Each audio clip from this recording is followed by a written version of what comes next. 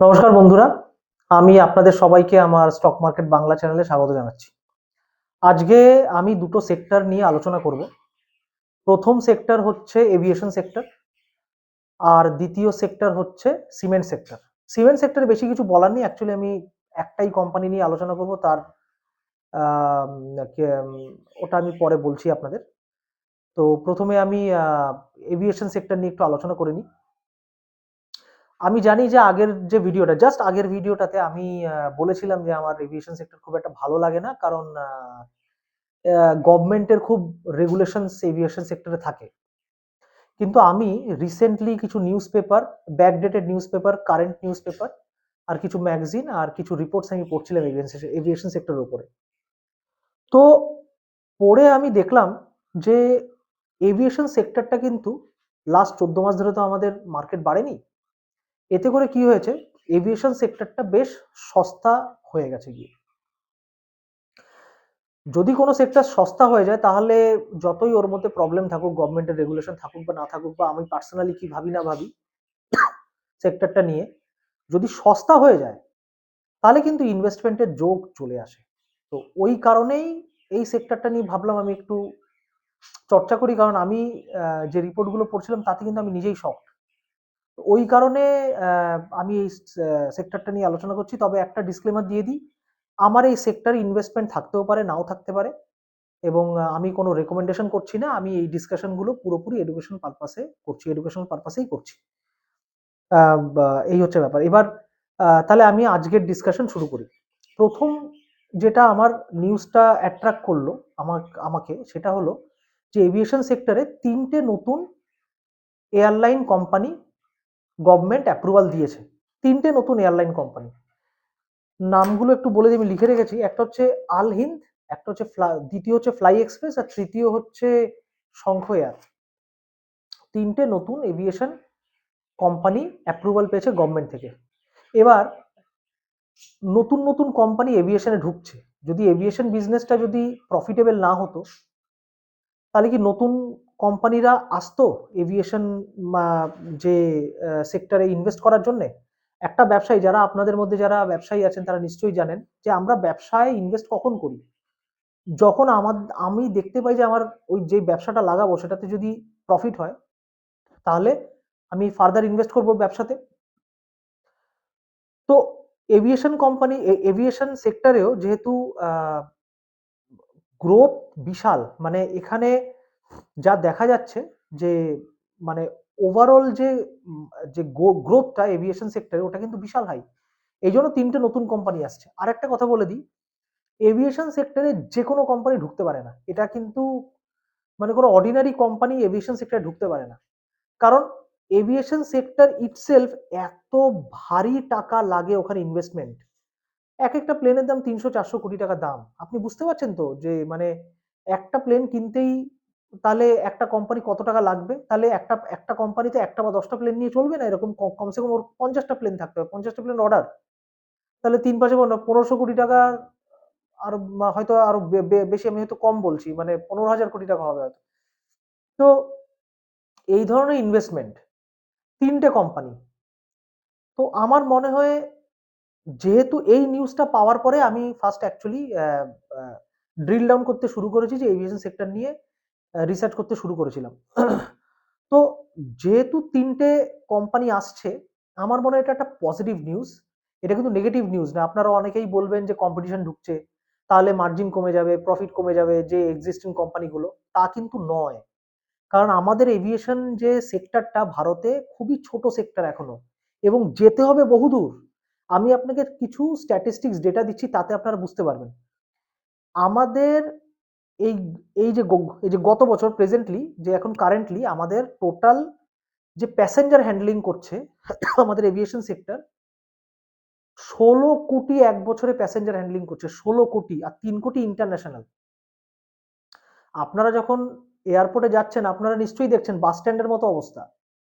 মানে সব প্লেনের জন্য দাঁড়িয়ে আছে, কি বাস আসবে বলে দাঁড়িয়ে আছে, বোঝাই যায় না। মানে লোকেরা এত ভিড় জমিয়ে থাকে এয়ারপোর্টের যে গেট গুলোর সামনে, যে বোঝাই যায় না এটা বাস স্ট্যান্ড না, এটা মানে একটা প্লেনের মানে গেট, মানে এরোপ্লেনে ওঠার জন্য একটা গেট। তো এটা কিন্তু একটা মানে পজিটিভ নিউজ, এবং এটা খুব এক্সাইটিং। এক্সাইটিং এই কারণে, কারণ আমাদের যে গ্রোথটা, ওভারঅল যে গ্রোথটা, এটা কিন্তু বাড়ছে এবং 11% রেটে বাড়ছে। 11% রেট, 11% ধরে নিন। ফর এক্সাম্পল যদি 16 কোটি আমাদের টোটাল এভিয়েশন সেক্টরে হয়, 16+3 হচ্ছে ইন্টারন্যাশনাল, 19 কোটি, 20 কোটি ধরে নিন। 11% মানে হচ্ছে 20 কোটিতে 2 কোটি এক্সট্রা, 2 কোটি এক্সট্রা প্যাসেঞ্জার প্রতি বছর বাড়ছে। 2 কোটি, মানে এটা তো একটা হিউজ অ্যামাউন্ট। মানে এরকম গ্রোথ কিন্তু পুরো ওয়ার্ল্ডে আপনি কোথাও পাবেন না। দেখুন, ওয়ার্ল্ডে already American market saturated, European market saturated, China আছে, স্যাচুরেশন হয়নি, কিন্তু চায়না গ্রো করছে, কিন্তু এত ফাস্ট গ্রো করছে না যতটা ইন্ডিয়া করছে। কারণ ইন্ডিয়ার এভিয়েশন সেক্টর তার জাস্ট উঠছে। কারণ আমাদের মিডল ক্লাস এর কিন্তু চাকরি বাড়ছে, ঠিক না? আমাদের মিডল ক্লাসের গভর্নমেন্টের, বিভিন্ন গভর্নমেন্টের মানে সাহায্যে, এবং গভর্নমেন্ট ভালো কাজ করেছে গত কিছু বছর, ভালো কাজ করেছে, তাতে আমাদের মিডল ক্লাস সেক্টর উঠছে। মানে মানে অনেক বছর ধরেই আমাদের দেশ উঠছিল, মানে 20 বছর 25 বছর থেকেই আমাদের দেশ আস্তে আস্তে উন্নতি করছে। কিন্তু উন্নতি করতে যত আরো দিন এগিয়ে আসছে, তত কিন্তু ফাস্ট উন্নতি করছে। কারণ আমাদের মিডল ক্লাস বাড়ছে, অ্যাসপিরেশন বাড়ছে। এবার যেহেতু মিডল ক্লাস বাড়ছে, একটা দেশে মিডল ক্লাস বাড়লে কি হয়, একটা দেশে মিডল ক্লাস বাড়লে বিজনেস ট্রাভেলিং বাড়ে, বিজনেস ট্রাভেলিংটা বেড়ে যায়। কারণ মিডল ক্লাসের অনেকেরই চাকরি, ধরে নিন এই স্টেট থেকে ওই স্টেট, ওই স্টেট থেকে স্টেট যেতে হয়। অনেকের মেনটেন্যান্সের চাকরি আছে, যে প্লান্টে ইমিডিয়েটলি দরকার, মানে যে ইন্ডাস্ট্রিগুলোতে আছে ইমিডিয়েট দরকার, কোনো মেশিন খারাপ হলে ইমিডিয়েট লোক দরকার, ইমিডিয়েট লোক। একটা একটা প্লান্টের একটা মেশিন খারাপ হলে 1 ঘন্টায় 1 কোটি টাকা করে যদি লোকসান হয়, তাহলে ও কি করবে? ও তো, ওর ওর জন্য যে ইঞ্জিনিয়ারটা যাবে, তো ফ্লাইটেই যাবে। ও তো 1 ঘন্টা করে যদি লস, আপনি বুঝতে পারছেন তো? মানে তাহলে, মানে জাস্ট ইন্ডাস্ট্রি বাড়ছে, তাতে আমাদের মেশিনারি বাড়ছে, মেশিনারি বাড়লে মেশিনারি ফেল হচ্ছে, ওর ব্যবসায়িক খাতিরে মেনটেন্যান্স এর জন্য লোকেরা যাচ্ছে, আরো বিভিন্ন কারণে ব্যবসায়ের জন্য, সেলস এর জন্য লোকেরা যাচ্ছে। তারপরে আমাদের ট্যুরিজমও বাড়ছে, মিডল ক্লাস যদি বাড়ে তাহলে ট্যুরিজমও বাড়বে। আর আজকাল দেখবেন ট্রেনের যা মারামারি, মানে ট্রেনের টিকিট পাওয়া যায় না। আপনারা তো সবাই জানেন যে ট্রেনের টিকিট পাওয়া যায় না, আপনার এই তৎকালেও টিকিট পাওয়া যায় না। আর কিছু কিছু জায়গায় প্লেন, যেমন দিল্লি যাওয়ার জন্য আপনি যদি রাজধানীতে টিকিট কাটেন, তাহলে 3-4 হাজার টাকা খরচা চলে আসে ট্রেনে, যদি আপনি তৎকাল কাটেন। আর আপনি যদি প্লেনে নেন, তাহলে আপনার 6,000 টাকা ভাড়া। তো 2,000 টাকা দিয়ে আপনি 24 ঘন্টার জন্য আপনি কত ঘন্টা, 14-15 ঘন্টা লাগে, আপনি অতটা সময় খরচা করবেন, কারণ 2 ঘন্টায় আপনি 2.5 ঘন্টায় পৌঁছে যাবেন। তো এই রকম মিডল ক্লাস বাড়াতে, আমাদের দেশে যত মিডল ক্লাস বাড়ছে, চাকরি বাড়ছে, তত কিন্তু আমাদের ট্যুরিজম বাড়ছে, আমাদের কিন্তু ব্যবসা বাড়ছে। আর তাতে কিন্তু প্লেনের যাতায়াতের সংখ্যা বেড়ে যাচ্ছে। এই জন্য 11% গ্রোথ আছে। আমার মনে হয় এটা ভবিষ্যতে আরো ফাস্ট গ্রো করবে। তো যদি ফাস্ট গ্রো করে, তাহলে কিন্তু আমাদের বেশি সংখ্যায় প্লেন লাগবে। এই মুহূর্তে আমাদের দেশে ফ্রেট আর প্যাসেঞ্জার প্লেন মিলে 1000খানার মতো আছে, 19-20 একটু হতে পারে, যা ক্যালকুলেশন আমার, মানে ইন্ডিগোর কাছেই 434টা মনে আছে। আর এয়ার ইন্ডিয়ার কাছে আমার মনে হয় 300-র বেশি, 308টা না 10টা আছে। তো এরা যদি 700, 750 যদি এখানেই হয়, তাহলে আর বাকি 200-250 প্লেন তো অন্য সবার মিলে তো থাকবেই। তো 1000টার কাছাকাছি এখানে চলে আসছে। আবার ইন্ডিগো 500টা প্লেন, আপনারা যদি অনেকে যদি নিউজ ফলো করে থাকেন, 2023-এ 500টা প্লেন ইন্ডিগো অর্ডার করেছিল, যেটা 2027-এ গিয়ে সব প্লেনগুলো আসবে, মানে ডেলিভারি গুলো শুরু হবে। আর এয়ার ইন্ডিয়া অর্ডার করেছিল 470টা। তাহলে অলরেডি তো এখানে 1000টা প্লেন তো অলরেডি অর্ডার করছে। আরো যত দিন যাবে, আরো প্লেনের হয়তো অর্ডার ওরা করবে, কারণ যখনই স্টার্ট হয়ে যাবে 2027-এ একটু একটু করে ডেলিভারি আসা, আরো প্লেনের অর্ডার আসবে। তাহলে বুঝতে পারছেন তো? মানে 1000টা আছে, 1000টা অর্ডার আছে, আরো 3টে নতুন কোম্পানি আসছে, কিভাবে ম্যাসিভ গ্রোথ হচ্ছে। অলরেডি এই গ্রোথের জন্য আমাদের aviation industry 5th largest aviation industry হয়ে গেছে পুরো ওয়ার্ল্ডের। আর আমাদের এই মুহূর্তে 162টা ওয়ার্কিং এয়ারপোর্ট আছে। এবার আমি আপনাকে একটা ডেটা দিচ্ছি, আমেরিকাতে 13,000 এয়ারপোর্ট আছে, আমাদের কাছে মাত্র 162টা। চায়নার কাছেও কয়েক হাজার এয়ারপোর্ট আছে, এক্স্যাক্টলি ফিগারটা আমি এই মুহূর্তে মনে নেই, কিন্তু কয়েক হাজার এয়ারপোর্ট আছে, আমাদের কাছে মাত্র 162টা। হ্যাঁ, আমাদের অ্যাপ্রুভাল আসছে ডেলি, ডেলি মানে আমাদের প্রায় আরো 5টা 6টা করে এয়ারপোর্টের ইয়ে আসছে, মানে অ্যাপ্রুভাল আসছে।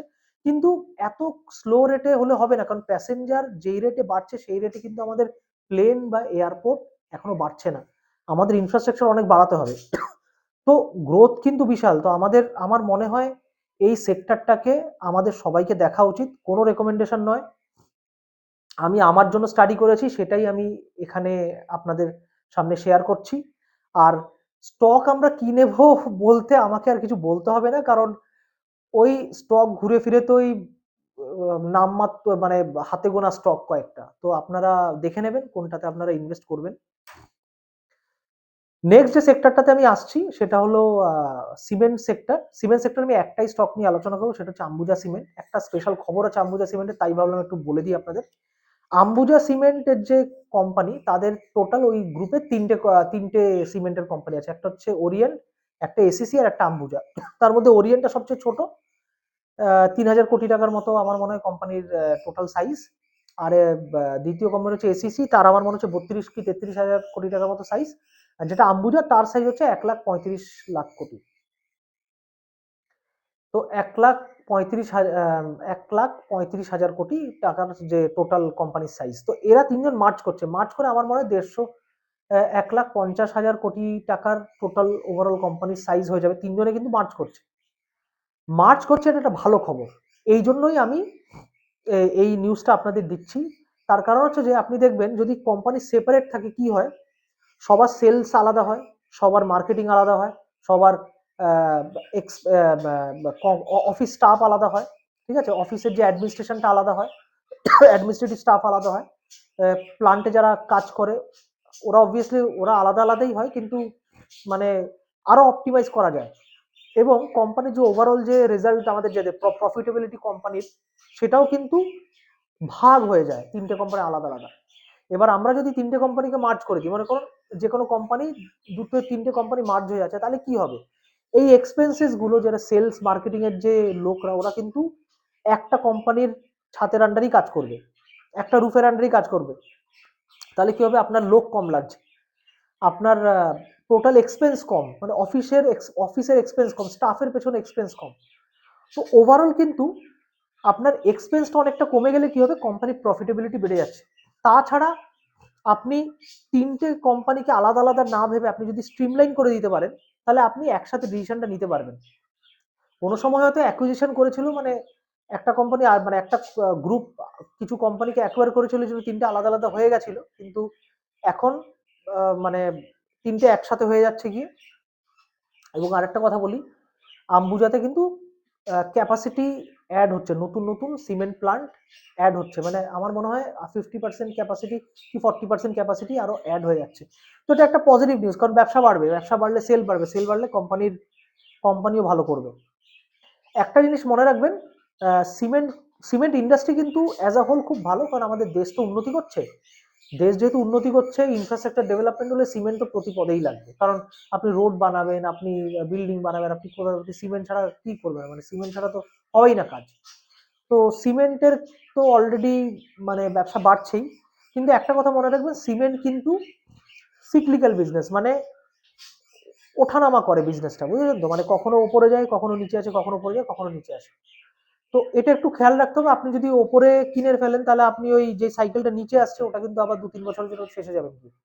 তো সবসময় নিচে কিনলে আপনারা ওই আপ মুভটা পেয়ে যাবেন, মানে নিচ থেকে ওপরে ওঠার মুভটা পেয়ে যাবেন। আবার যখন আপনার মনে হবে যে স্টকটা ওভার প্রাইসড হয়ে গেছে, তখন আপনি ওটাকে বিক্রি করে দিতে পারেন। তো আপনি একটা মানে 30-40% এর একটা প্রফিট আপনি পেয়ে যেতে পারেন খুব শর্ট টাইমের মধ্যে। ৩-৪ মাস, ৪ মাস, ৬ মাসের মধ্যে আপনি পেয়ে যেতে পারেন একটা ছোট্ট একটা শর্ট টার্ম প্রফিট, 30% 40% পেয়ে যেতে পারেন। আহ, তো এই ছিল আমার আজকের মানে বক্তব্য। আমি আহ, আবার একটু কম ভিডিও বানাতে পারছি, কারণ আমার সময় পাচ্ছি না, চাকরিতে খুব বেশি ব্যস্ত হয়ে গেছি। তো যাওয়ার আগে আমি রিকোয়েস্ট করবো সবাইকে একটু লাইক করে দেবেন ভিডিওটাকে, কারণ লাইক না পড়লে রিচ বাড়ে না, মানে ভিডিওটা গুগল রিচ বাড়ায় না, অন্য কাউকে সাজেশন দেয় না। এই জন্য আপনারা কাইন্ডলি একটু লাইক সাবস্ক্রাইব করে দেবেন। ঠিক আছে, এই বলে আজকের বক্তব্য শেষ করছি। নমস্কার, ধন্যবাদ।